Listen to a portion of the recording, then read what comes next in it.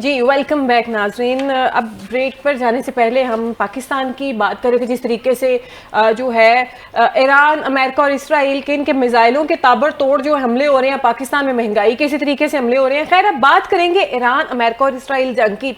Iran ने America के मजीद 2 जहाज जो हैं वो तबाह कर दिए हैं। शेख साहब, मुझे ये बताइएगा, ईरान ने अमेरिका की 240 साल बादशाहत का खात्मा कर दिया है क्या? जी सर। बहुत शुक्रिया नायाब। अभी जो मौजूदा सूरत हाल अमेरिका, इसराइल और ईरान जंग की चल रही है जी, उसमें हम जो देख रहे हैं, पहले ही दिन से इखलाकी तौर पे ईरान का पलड़ा भारी रहा है। जिस तरीके से इसराइल ने, अमेरिका ने ईरान के सिविलियन स्ट्रक्चर पर हमला किया है, हमने ये देखा। लेकिन ईरान ने इस तरह की कोई भी ऐसी हरकत नहीं की कि वो किसी भी जगह जो इखलाकी तौर पर जो गिल्टी साबित हो। तो नायाब, उसके बाद आ जाएं हम, जो ईरान ने जो जंग जो लड़ी है अमेरिका के ख़िलाफ़ और इसराइल के ख़िलाफ़, अमेरिका की बादशाहत के ख़िलाफ़, तो सबसे पहले तो मैं ये आपको बताता चलूँ कि इस वक्त जो कल तक जो कंडीशन थी, कल तक जो सूरत हाल थी, ईरान ने अमेरिका के 4 F-15E गिरा चुके हैं जी। उसके बाद 2 जो है ना F-35 गिरा चुके हैं वो, उसके बाद एक F-18 गिरा चुके हैं, उसके बाद KC-135 जो उनके जो फ्यूल टैंकर हैं वो 5 के करीब वो जो एयर बेसिस के ऊपर खड़े हुए थे वो तबाह कर चुके हैं। उसके बाद जो अमेरिका की जो समझे एक आंख समझा जाता था, वो अवैक्स त्यारा जो प्रिंस सुल्तान एयर बेस पर मौजूद था, उसको तबाह कर चुके हैं। जितनी बेसिस हैं गल्फ़ के अंदर, जितनी बेसिस हैं ईरान की सराउंडिंग में, वो 17 बेसिस हैं। 17 में से 14 बेसिस बिल्कुल मुकम्मल तौर पर जो है ना वो नॉन वर्किंग हो चुकी हैं। जो ईरान ने जो कामयाबी हासिल की है वो अभी तक मौजूदा ये है। इसके साथ साथ हम आप आ जाएं उसकी एयर स्पेस के ऊपर। जिस तरीके से हमने देखा, अमेरिकन सदर डोनाल्ड ट्रंप ने यह बयान दिया कि जी हम ईरान की फ़ज़ाई हदूद, ईरान की एयर स्पेस हम जिस तरह चाहे, हमारी मर्ज़ी है इस्तेमाल कर सकते हैं। हम जब भी चाहे ईरान पर बमबारी कर सकते हैं, हम जब भी चाहे ईरान को घुटनों पर जो है ना टेकने पर मजबूर कर सकते हैं। तो उससे ठीक 1 घंटे बाद हमने देखा नायाब कि ईरान ने उनका F-35 जो त्यारा जो गिराया। उसके बाद हम कल की सूरत हाल को देख लें नायाब। कल ईरान ने अमेरिका के 2 त्यारे गिराए। पहले जो त्यारा गिराया गया वो F-35 बताया जा रहा था। उसके बाद जब ईरान ने उसकी पिक्चर्स लोड की तो उसके बाद जो पेंटागन की तरफ से जो स्टेटमेंट आई वो ये कहा गया ये F-35 नहीं है, ये F-15E है। अच्छा। और इसके अंदर जो 2 पायलट थे वो भी ईरान के अंदर मौजूद थे। एक पायलट को रेस्क्यू कर लिया गया अमेरिका की तरफ से। अब दूसरा जो पायलट है अभी वो ईरान की टेरिटरी के अंदर मौजूद है। अच्छा। तो क्या आप उसके बाद फिर जो उनका एक E-10 त्यारा है वो भी गिराया गया। उसके बाद आप आ जाएं इनकी जो बहरी बेड़े हैं उनकी तरफ। जो जिराल्ड आल फोर्ड है नायाब, अगर हम उसकी दहशत को देखें, जिस तरीके से अमेरिका के साथ साथ वो एक बहरी बेड़ा जो है, जो एयरक्राफ्ट कैरियर था, वो एक दहशत की लामत बन गया था। जिस तरीके से वो जिस भी मुल्क के पास जाता था वो वहाँ जो है ना वो तहस नहस कर देते थे। जिस तरीके से अमेरिका इस जिराल्ड आल फोर्ड की वजह से बदमाशी करता था, गुंडागर्दी करता था, एक बादशाहत कायम की हुई थी, ये हमने बड़े वाज़े तौर पर देखा। उस जिराल्ड आल फोर्ड में जो आग लगी वो अमेरिका के जो वहाँ फौजी थे, जो अमेरिका की वो इंतजामिया थी, उस आग को वो बुझा नहीं सकी। अब जो मौजूदा कंडीशन में मैं आपको बताऊं, वो जिराल्ड आल फोर्ड वापस जा चुका है। और वापस जाने के बाद जो पेंटागन और सेंटकॉम की जो स्टेटमेंट आई है, वो जो उनका बहरी बेड़ा था, जो अमेरिका का गुरूर था, जो अमेरिका की एक समझे के सलामती की जमानत समझा जाता था, वो बहरी बेड़ा भी मैं नायाब आपको ये बताऊं कि वो 12 माह के लिए नॉन फंक्शनल हो चुका है। अच्छा। अब जो ये लोग कह रहे हैं कि देखें नायाब, अगर ईरान का देखें तो ईरान का अपना नुकसान भी बहुत हो रहा है। लेकिन अगर हम 28 फरवरी से पहले की सूरत हाल उठा के देखेंगे, 28 फरवरी से पहले लोगों के बयानात देखेंगे, 28 फरवरी से पहले जो अमेरिका के बयानात थे, जो इसराइल के बयानात थे, जिस तरीके से ईरान ने ये जंग लड़ी है, ये जो चीज़ें मैंने अभी आपके सामने बताई हैं, इसके साथ साथ आपको एक और इसमें चीज़ ऐड करता चलूँ। अभी जो पेंटागन और सेंटकॉम जो वहाँ के अमेरिका के बड़े अखबारात हैं वो ये बड़े वाज़े तौर पे लिख रहे हैं, उसमें न्यूयॉर्क टाइम्स है, उसमें वाशिंगटन पोस्ट है, उसके साथ साथ जो दुनिया का दूसरा मीडिया है उसमें आप अल जज़ायर की रिपोर्ट भी है।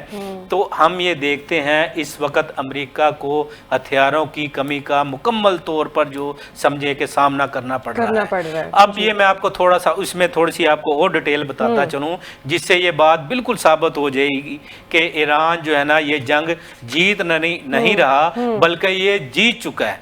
ईरान जो है इखलाकी तौर पर ये जंग पहले ही जीत चुका है। अब आपको ये मैं थोड़ी सी बताता चलूँ, जो वाशिंगटन पोस्ट की रिपोर्ट है, जो न्यूयॉर्क टाइम्स के जो जिसमें आर्टिकल लिखे गए हैं, तो वो मैं आपको थोड़ा सा बताता चलूँ।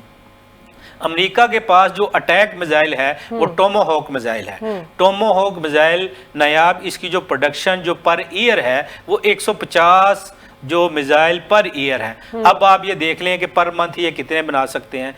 ये बड़े वाज़े जो है ना वो एक बावसूख ज़राए से ये खबरें आई हैं और ये कोई यूट्यूबर्स और ये मकसद ये है कि कोई हवाई खबरें नहीं है। मैं आपको ये बताता चलूँ, अभी तक 943 टोमाहॉक मिसाइल जो इनके पास जो पिछले 5 साल का जखीरा था वो अमेरिका इस्तेमाल कर चुका है। उसके बाद आप आ जाएं इनका जो डिफेंस सिस्टम है, इस डिफेंस सिस्टम में सबसे पहले जो थर्ड सिस्टम आता है इनका।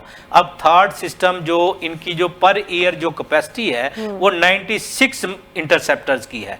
और उसके बाद जो पैट्रियट है, पैट्रियट की जो कैपेसिटी है वो 150 पर ईयर की है। अब ये नायाब ये देखें जिस तरीके से इनके इंटरसेप्टर्स इसराइल ने इस्तेमाल किए हैं, जिस तरीके से जो गल्फ ममालिक में इस्तेमाल हुए हैं, अभी तक जो बावसूख ज़राए से जो खबरें आ चुकी हैं वो ये हैं कि जो अमेरिका के पास इंटरसेप्टर्स का जो 5 साल का जखीरा था वो 80% ख़त्म हो चुका है जी। अब इसकी वाज़े मिसाल हम ये 2 दिन पहले हमारे ये सामने आई कि जिस तरीके से इसराइल ने और अमेरिका ने वहाँ एक यूरोप का एक छोटा सा मुल्क है पोलैंड, उससे इन्होंने दरख्वास्त की कि हमें जो आपके पास जो थर्ड के और जो पैट्रियट के जो इंटरसेप्टर्स हैं वो हमें दे दिए जाएं, वो आप हमें दे दें, वो हम ईरान के ख़िलाफ़ जो जंग में इस्तेमाल करेंगे। अब ये चीज़ें जो अनऑफिशियली कही गई अमेरिका की तरफ से और इसराइल की तरफ से,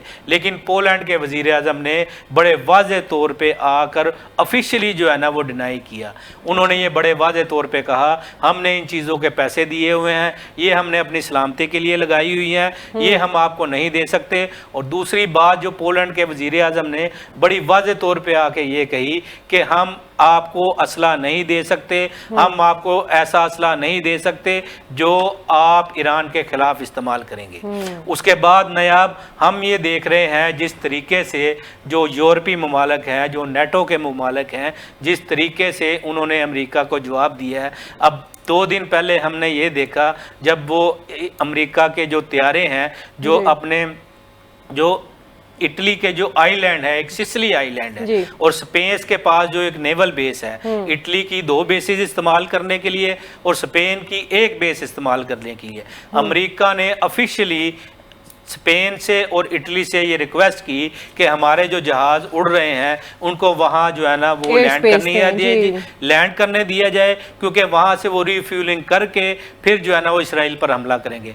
और ये यकीन करें जिस तरीके से इटली और स्पेन ने, हालांकि हम जो इटली की जो सदर हैं वो अमेरिकन सदर डोनाल्ड ट्रंप के बहुत करीब समझी जाती हैं, लेकिन उसमें हमने ये देखा उन्होंने ये बड़े वाज़े तौर पर अमेरिका को इनकार किया कि आप हमारी स्पेस को इस्तेमाल नहीं कर सकते। और उसके साथ साथ नायाब हम ये भी देखते हैं जिस तरीके से अब मौजूदा जो इसकी बादशाहत का जो खात्मा हुआ है, जो समझे कि इस ताबूत में जो आखिरी कील आज ठोंकी गई है वो ये है कि जो फ्रांस के सदर हैं जो एमानुएल मैक्रोन जिनका नाम है, फ्रांस के सदर ने आज जो है एक ऐसा काम किया है जिससे अमेरिका की समझें कि वो बुनियादें हिल गई हैं। जो काम चाइना पिछले 20 सालों में नहीं कर सका, वो आप यकीन करें नायाब, वो ईरान ने आज ऐसा काम कर दिया है कि वो चाइना पिछले 20 सालों से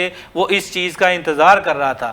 फ्रांस के सदर ने ईरान की हुकूमत के साथ निगोशिएशन करके नायाब आज उन्होंने जो अपना जो जहाज़ है उनको जो 20 लाख डॉलर की पेमेंट करके अपना जहाज़ जो है ना वहाँ से जो है ना वो निकलवा लिया। अब इस स्ट्रेट ऑफ हार्मस। अच्छा नायाब, इसमें जो बड़ी जो अचंभे की बात हुई है, ये समझे कि जिससे अमेरिका की कमर टूट गई है वो ये हुई है कि थोड़े दिन पहले अमेरिकन सदर ने जब वो लोगों से खिताब किया तो उन्होंने एमानुएल मैक्रोन के ऊपर जाती हमला किया। उन्होंने उनके बीवी के साथ जो उनके ताल्लुकात थे उन पे जो है ना बड़ी तनकीद की। उन्होंने कहा जो उनका जबड़ा ही अभी तक सीधा नहीं हुआ, जो थप्पड़ पड़ा। अब जो है ना नायाब, अब जो आज जो है ना एमानुएल मैक्रोन ने उसका चीज का जवाब दिया है। अच्छा। और नायाब जो ये चीज मैं आपको बताने लगा हूँ, ये समझे कि उस काम की वजह से अमेरिका की बुनियादें हिल गई हैं, उनकी नींदें हराम हो गई हैं। अब ये सोच रहे हैं कि किस तरीके से इस मामले को वाइंड अप किया जाए।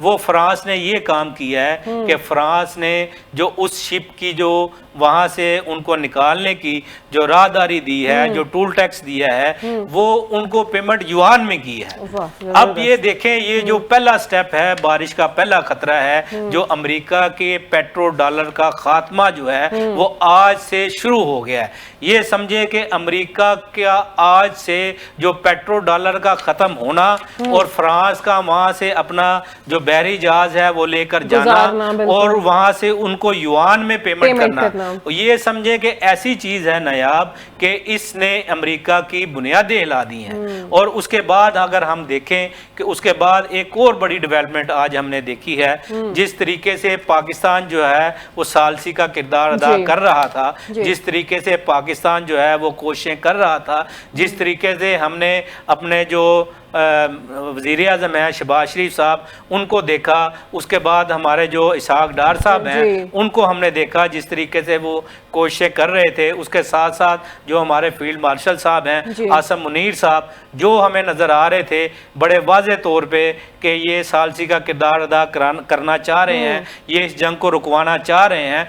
लेकिन हमने ये देखा कि जो ऐसे कोई सोशल मीडिया अकाउंट्स और ऐसा हमने इंडियन मीडिया को कल देखा कि जिस तरीके से उन्होंने पाकिस्तान के इस किरदार के ऊपर, पाकिस्तान के इस सालसी के ऊपर, पाकिस्तान की इस नेक नीति के ऊपर जिस तरीके से उन्होंने जश्न मनाया कि न्यूयॉर्क टाइम्स और जो वाशिंगटन पोस्ट की रिपोर्ट के मुताबिक कि उन्होंने कहा कि जी ईरान अमेरिका के साथ मुज़ाकरात करना नहीं चाहता। वो ईरान का जो वफद है, ईरान के जो लोग हैं जो इस्लामाबाद के अंदर नहीं आना चाहते, हमने कल गोदी मीडिया को देखा और वहाँ उन्होंने इस बात को एक जश्न के तौर पर मनाया। मैं कल बहुत सारे अकाउंट्स में और बहुत सारे वहाँ उनके जो यूट्यूबर्स हैं उन्होंने इस बात को समझे कि एक इंडिया की फतह के तौर पे पेश किया। लेकिन नायाब आज जब अब्बास अरागची साहब का एक बयान आया है, जो ईरानी वज़ीर ख़ारजा हैं, उन्होंने बड़े वाज़े तौर पे आके ये अपना एक ट्वीट किया है और उन्होंने ये कहा है कि ये जो प्रोपेगेंडा हो रहा है पाकिस्तान के ख़िलाफ़, पाकिस्तान का हम तहे दिल से शुक्रिया अदा करते हैं। हम पाकिस्तान की अवाम के साथ हैं, हम पाकिस्तान की हुकूमत के साथ हैं, हम पाकिस्तान के साथ खड़े हुए हैं। हमने कभी भी इस्लामाबाद में मुज़ाकरात से इनकार नहीं किया। तो ये नायाब, ये जो गोदी मीडिया के ऊपर और इंडियन मीडिया के जो चैनल्स हैं उनके ऊपर कल एक जश्न मनाया जा रहा था, जिस तरीके से कि पाकिस्तान ने जो सालसी का किरदार अदा करना चाहा था उससे पाकिस्तान का कद बहुत ऊंचा हो जाएगा। आप अगर उनके ट्वीट्स देखें इंडिया के और इंडिया के आप यूट्यूब चैनल्स देखें और इंडिया का जो मेन जो मीडिया है उस पर आप देखें, कल ये बातें बिल्कुल वाज़े तौर पर जो है ना डिस्कस हो रही थी कि मोदी ने जब आयतुल्लाह खामनेई साहब को शहीद किया गया उन्होंने कुछ नहीं कहा। जब ईरान का जो जहाज़ जो इंडियन जो टेरिटरी में जी। तबाह किया गया। ब्लास्ट हुआ मोदी था। उस वक्त खामोश रहा, मोदी जब हमला हुआ उस वक्त खामोश रहा, लेकिन पाकिस्तान आगे जाके सालसी का किरदार अदा करना चाह रहा था, लेकिन ईरान वालों ने इस्लामाबाद आने से इनकार कर दिया।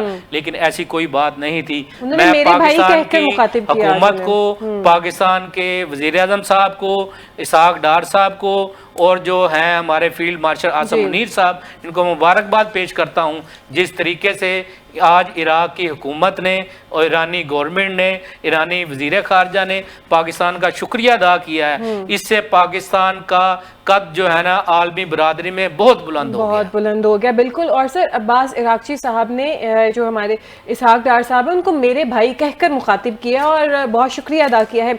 अच्छा सर, जिस तरीके से ईरान अमेरिका को धूल चटवा रहा है, अब ईरान के साथ साथ दूसरे ममालिक जो ईरान अमेरिका के हमायती थे वहाँ से भी ये ट्रंप जो है इनको धूल चाटनी पड़ रही है। इसके बावजूद भी जो है ये अपनी शिकस्त को तस्लीम क्यों नहीं कर रहे? क्या ये इनकी ईगो हर्ट होती है, इस वजह से नहीं कर रहे कि अभी मजीद और ख्वार होना चाह रहे हैं? अच्छा नयाब, जो मीडिया जो है ना, अगर आप इंटरनेशनल मीडिया को उठा के देखें, आप अमेरिकन मीडिया उठा लें, आप इसराइली मीडिया उठा लें, आप इंडियन मीडिया को उठा लें, आप जो है ना जो इनके जो अलायंस हैं, आप अगर उसको उनको उठाकर देखेंगी तो आपको किसी भी जगह से इसराइल के तबाही के मनाजर नहीं मिलेंगे। मैं आपको थोड़ा सा बताता चलूँ, जो इसराइल का जो आयरन डोम था, जिस वक्त 28 फरवरी को ईरान ने इसराइल के ऊपर हमले शुरू किए, उस वक्त जो अगर 100 मिसाइल दागे जा रहे थे तो वहां सिर्फ 8 से 9 और 10 मिसाइल लग रहे थे।